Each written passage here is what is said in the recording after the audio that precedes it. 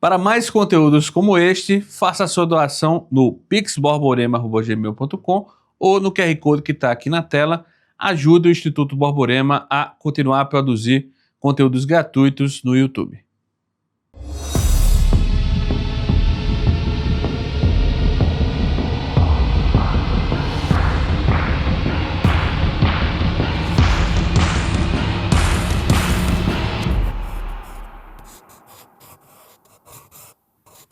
Quando você vai a um banco pedir um financiamento de 30 anos para comprar a sua casa própria, de onde você acha que vem esse dinheiro? A maioria de nós imagina que o gerente está indo até um grande cofre, pegando as economias que outros clientes depositaram ao longo de anos e emprestando essa poupança real para você. Mas se eu te disser que esse cofre não existe? E se no exato momento em que você assinou aquele papel, o banco simplesmente digitou alguns números no computador e criou aquele dinheiro do mais absoluto nada? O que parece mágica é, na verdade, o mecanismo que explica por que a sua vida está cada vez mais difícil, mesmo trabalhando tanto.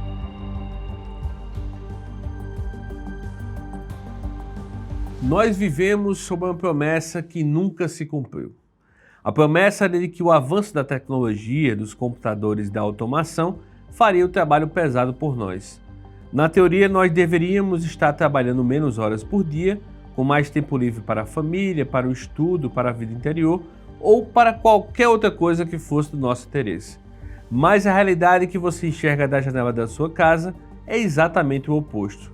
Há 50 anos, um único pai de família com muito menos tecnologia à disposição conseguia comprar uma casa espaçosa, sustentar a esposa e criar 5 ou 6 filhos com um único salário. Hoje, marido e mulher precisam trabalhar fora, enfrentam jornadas exaustivas, evitam ter mais filhos porque custa caro e passam 30 anos pagando as prestações de um apartamento de 50 metros quadrados. Como é possível que a humanidade tenha enriquecido tanto nas últimas décadas, mas o poder de compra da família comum tenha despencado ao ponto de você precisar trabalhar o dobro dos seus avós apenas para não perder o que tem? A resposta não está na política partidária. Ela está nas entranhas do sistema financeiro. Para entender como isso aconteceu, precisamos olhar para um ponto de ruptura na nossa história recente. Entre o fim da Segunda Guerra Mundial e o final da década de 1970, o mundo ocidental viveu um período de prosperidade real. O Economic Policy Institute possui um estudo histórico mapeando a chamada brecha entre a produtividade e a remuneração. Nos Estados Unidos, por exemplo, o estudo mostrou que entre 1947 e 1979, a produtividade dos trabalhadores cresceu impressionantes 119%. E o mais importante, os ganhos totais daquelas pessoas acompanharam esse crescimento, subindo 100% no mesmo período. O que a economia produzia, a sociedade recebia. Mas a partir da década de 1980, algo curioso aconteceu. A produtividade continuou explodindo, impulsionada pelos computadores e pela globalização, crescendo mais de 80% em 30 anos. No entanto, a compensação média do trabalhador subiu apenas 8% e os salários estagnaram na casa dos 7%. As linhas do gráfico se descolaram de forma abrupta. Se as empresas estão produzindo muito mais riqueza e essa riqueza não está indo para o bolso do trabalhador, nem para baratear o custo de vida, para onde ela foi? Será que talvez ela tenha sido sugada por um sistema que parou de investir na produção real e passou a investir na dívida?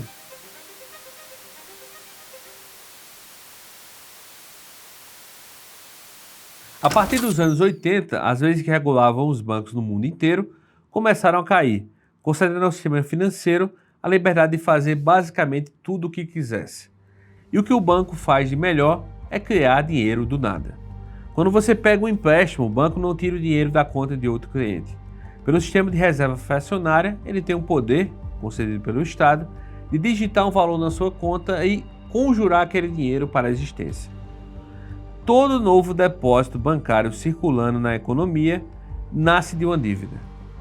Basta olharmos para as séries históricas do Banco Central do Brasil.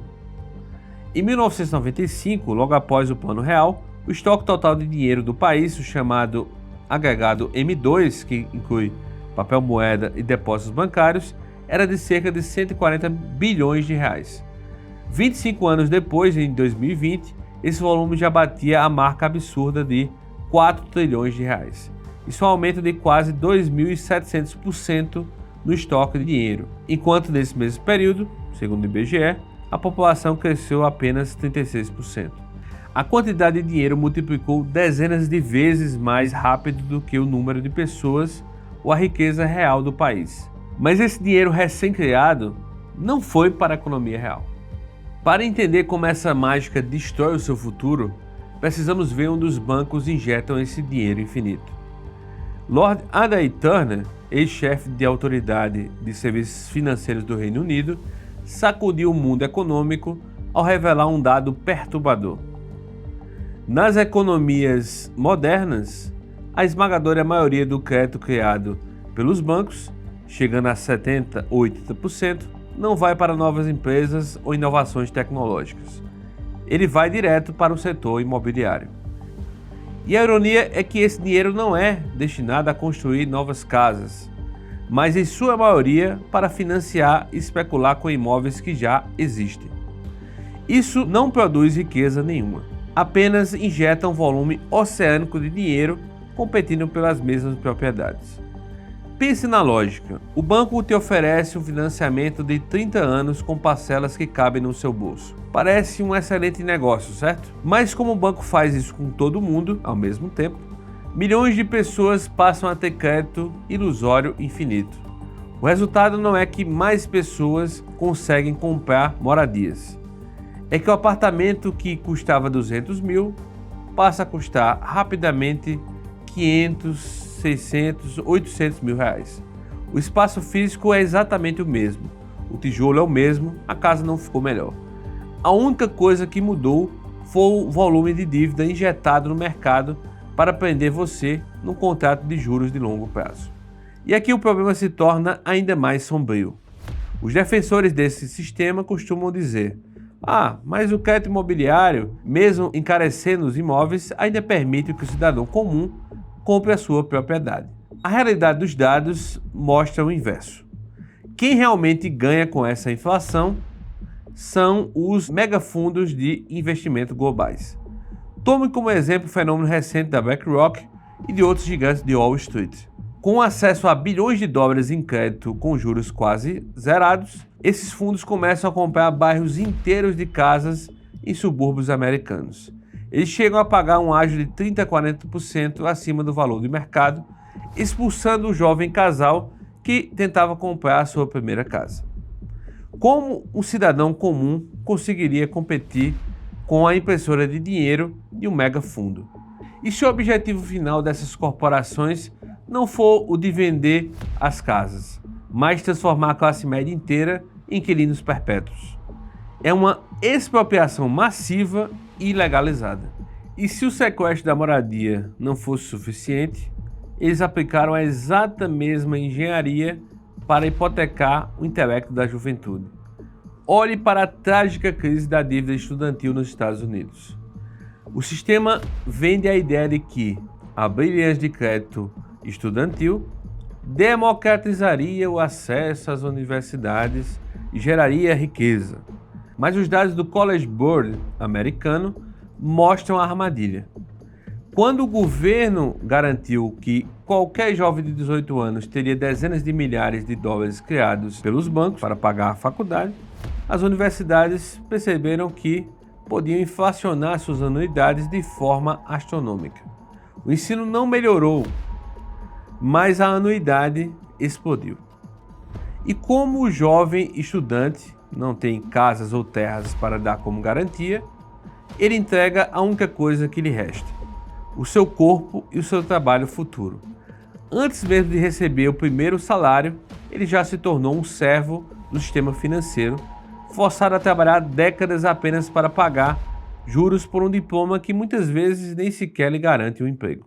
E isso nos leva à evidência final de como o sistema devorou o poder de compra da família moderna: a dependência da dupla renda. A narrativa oficial diz que a entrada em massa de ambos os cônjuges no mercado de trabalho foi um sinal de empoderamento e que isso traria o dobro de riqueza para dentro de casa. Esse é o resultado que você tem percebido na sua própria família? Se você dobra a oferta de mão de obra na economia, a lei básica de oferta e demanda diz que os salários reais vão cair ou estagnar. E foi exatamente isso que vimos nos dados do Economic Policy Institute. Ao exigir que pai e mãe trabalhem fora apenas para sobreviver, o sistema financeiro inflacionou o custo de vida. A família não ficou mais rica. Ela apenas transferiu a criação dos seus filhos para terceiros e entregou o dobro de horas de trabalho ao mercado apenas para conseguir pagar as mesmas contas e os mesmos juros que antes exigiam apenas um provedor. Quando você observa todo esse cenário, o quadro que se forma não é de um mercado livre e próspero. É o desenho de uma servidão moderna. O sistema bancário moderno descobriu que não precisa arriscar investindo na economia real. É muito mais seguro e lucrativo criar moeda do nada, inflacionar os bens básicos sem os quais você não pode viver e exigir o suor de toda a sua vida adulta como garantia. O que você está entregando para o banco em um financiamento abusivo não é dinheiro. Você está hipotecando o seu trabalho futuro. Você está prometendo que acordará todos os dias pelas próximas 3 décadas para pagar juros compostos a uma instituição que não produziu uma única telha da casa onde você dorme. Talvez você já tenha ouvido aquele lema promovido pelo Fórum Econômico Mundial: você não terá nada e será feliz. Hoje, isso já não parece tanto uma teoria da conspiração, não é? Mas parece o destino matemático de uma sociedade onde toda a propriedade humana é gradualmente sugada por um sistema financeiro baseado em usura e dívida. Reconhecer essa engrenagem pode ser assustador, mas fechar os olhos para ela é o que nos mantém presos.